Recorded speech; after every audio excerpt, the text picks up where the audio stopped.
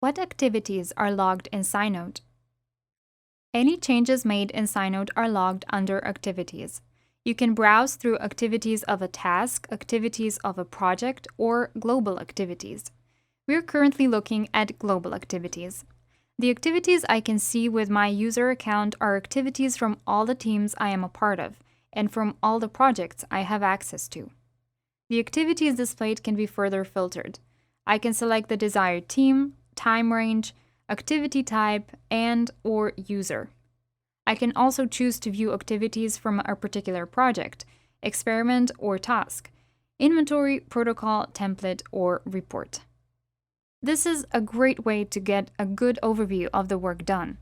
You can also include activities on your report. To learn how to create a report, watch our video tutorial on reports. To track all changes even more in detail, SciNote has the Audit Trail functionality. With SciNote's Audit Trail, you can see all the changes and their details, timestamps, people, even the information about old and new versions of the data that has been edited. More on Audit Trail in another video tutorial. For more information on SciNote, please check out the description below.